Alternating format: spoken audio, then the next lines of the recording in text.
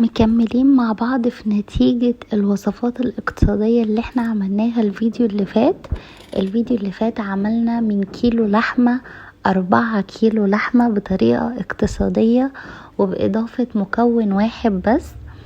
فعملنا منه 4 وصفات. كانت كفتة الحاتي ودي كنا جربناها الفيديو اللي فات مع بعض، وكفتة داوود باشا والبرجر والبفتيك الكداب. عملنا كفتة الحاتي مع بعض في الفيديو اللي فات، يا ريت ترجعوا وتشوفوا عملنا الوصفة الاقتصادية دي ازاي. والنهاردة كده هنعمل مع بعض كفتة داوود باشا. يلا كده نبدأ بسم الله ونشوف عملنا ايه في الفيديو.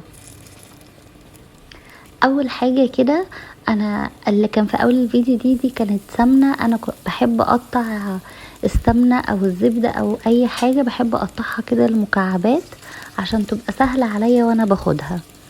وهنا كده في الصينية دي حطيت الكفتة بتاعتي في المادة الدهنية وبدأت اقلبها كده من كل الجهات علشان تتشوح وتاخد لون حلو. هنشوف بقى الوصفة دي هتنجح معانا ولا لا، وهنشوف كمان طعمها هيكون حلو ولا لا. كان ردي على كفتة الحاتي المرة اللي فاتت ان هي طعمها حلو جدا جنب المقبلات، لكن حرام نقول كفتة الحاتي اللي بتتعمل باللحمة الصافي وبتتعمل بالحاجات دي كلها، لكن دي كانت كفتة اقتصادية حلوة جدا وبمكونات بسيطة كده على قد ايد اي حد. تمام. طعمها مش وحش، طعمها حلو. وايه واقتصادية ولذيذة جدا. تمام. وهنا كده هنعمل كفتة داوود باشا. خدناها كده تشويحة في المادة الدهنية بتاعتنا، تمام، علشان يبقى لونها حلو كده وما تتهريش معانا في السوا. دخلنا كده في الفيديو على طول ونسيت اقول لكم متنسوش اللايك والاشتراك في القناة لو لسه اول مرة تشوفوني وما اشتركتوش، وياريت كده تفعلوا زرار الجرس على كلمة الكل علشان يوصل لكم مني كل جديد. هنا كده انا كنت خلاص حمرت كل اللحمة بتاعتي، هبدأ بقى اصفيها من الزيت واطلعها كده في طبق خارجي لغاية لما نشوف الخطوة التانية اللي هنعملها هتكون ايه. انا عايزة اقول لكم ان بصراحة الكفتة دي كان طعمها لذيذ جدا جدا، وكمان لما اتحطت بقى في الدمعة والكلام ده فكانت حلوة جدا وكان طعمها مقبول وزي اللحمة العادية بالظبط. تمام.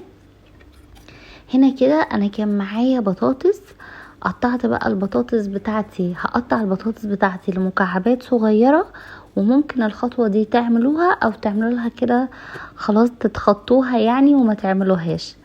ممكن تحطوا الكفتة بتاعتكم على طول في الدمعة وتبقى كفتة بالدمعة اللي هي كفتة داوود باشا.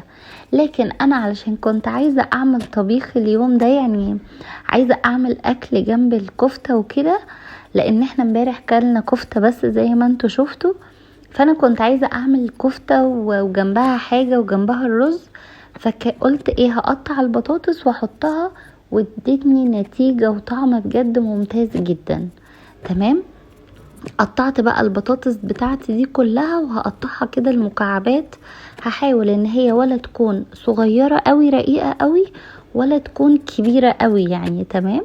نقطعها كده لمكعبات متوسطة وشوفوا النتيجة في الاخر. الفيديو لازم تتفرجوا على الفيديو للاخر بجد. ما تنسوش اهلنا في فلسطين ان انتوا تدعوا لهم بالنصر القريب يا رب كده، وان ربنا يهون عليهم وعلى قلوبهم، وما ننساهمش في الدعاء دايما دايما دايما، والله فاكرينهم بدعائنا طول اليوم وفي صلاتنا. ربنا يا رب ينصرهم نصرا قريبا كده ان شاء الله، ويعز الاسلام والمسلمين في كل مكان يا رب.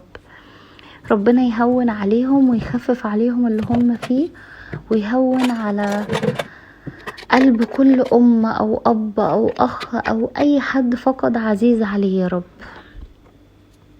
هنا كده انا كان معايا طماطم، هضربها يعني كده في الكبة على طول علشان نعمل بيها البطاطس بتاعتنا ونحط كمان فيها الكفتة.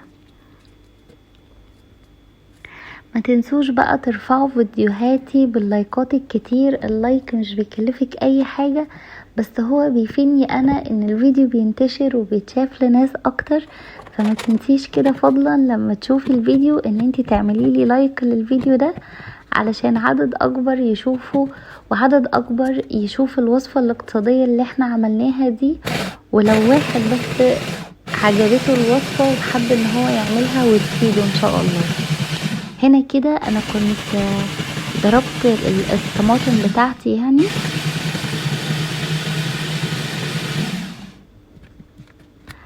عايزة اقول لكم ان فترة تخطينا لفلسطين دي ان احنا نتخطى الظروف اللي بتحصل بيها مش سهلة خالص، لكن احنا لازم نقاوم ولازم نعافر كده ان احنا نبقى اقوياء وندعي لهم دايما، ويبقى عندنا ثقة وايمان في الله ان هو هيكبر بخاطرنا ان شاء الله قريب. هنا كده انا كنت حطيت المادة الدهنية بتاعتي سمنة او زيت زي ما انتوا تحبوا، وحطيت بقى فيها كام فص كده من الثوم. اول ما يتشوحوا ويدوني اللون الاصفر الحلو ده هحط معلقة او معلقتين من الطماطم الجاهزة علشان تعزز لي لون الصلصة، وهنزل عليها بالطماطم بتاعتي اللي انا ضربتها في الخلاط. هدي بس كده تقليبة مع الثوم،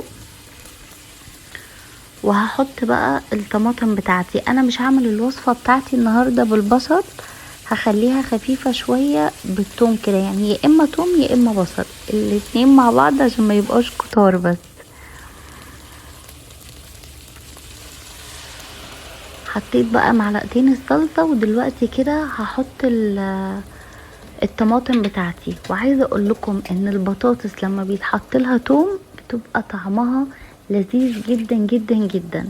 فانا عشان كده اخترت النهاردة ان انا اعملها بصراحة بالثوم بس. اوقات كتير على فكرة بعملها ببصل وتوم، لكن بيبقى الثوم اقل شوية من اللي انا حطيته يعني. هسيبها بقى، هسيب الطماطم دي تتسبك كويس جدا، وبعد كده هنشوف هنعمل ايه. لازم تسمعوا وتشوفوا كده الفيديو اللي فات، لان الفيديو اللي فات انا كنت شارحة الطريقة بالتفصيل، الطريقة الاقتصادية للحمة اللي احنا عملناها دي. شوفوها، واحنا مش بنعملها كل يوم علشان محدش يقول هي كده ما فيهاش فايدة او كده اللحمة قليلة قوي. انا ما بقولكيش هنعمل الطريقة دي كل يوم، مش هنعتمدها، احنا بس هنوفر على الناس شوية. في ناس ممكن تعتمدها كل يوم، ناس محتاجاها، وفي ناس تاني ممكن كل شهر كل شهرين تعتمد الوصفة دي بحيث ان هي تقلل على نفسها شوية المصاريف. الدنيا غالية جدا، بلاش نحبك كده ونضيق الامور على بعض. فاللي محتاج الوصفة دي ان شاء الله ان شاء الله يا رب تفيده جدا. وكل الوصفات باذن الله هكملها لكم في الفيديو الجاي، وصفة البفتيك الكداب اللي احنا عملناه، ووصفة البرجر. وعايزة اقول لكم ان الاتنين دول كانوا من افضل الحاجات اللي اتعملت بجد، ولازم تشوفوا الفيديو بتاعهم بكرة ان شاء الله يعني.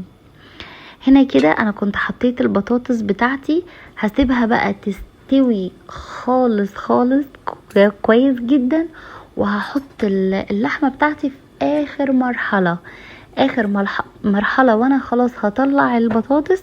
هحط بس الكفتة بتاعتي كده تاخد لها تقلبتين مع الدمعة وتتشرب الدمعة، وبعد كده هطلعها لان هي مش هتحتاج اي سوى كتير. كده كده اللحمة دي بتكون مستوية جدا، اقل شوية نار بتسويها.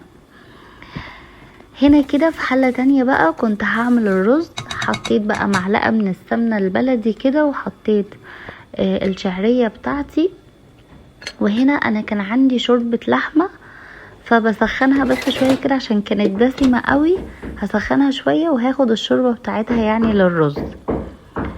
انا اسفة جدا على الصوت اللي جنبي ده، بس انا والله بسجلكم الفيديو ده الساعة 7 الصبح، وفي ناس جنبنا كده بتبني بقى وحاجات كده، فربنا يعينهم يعني.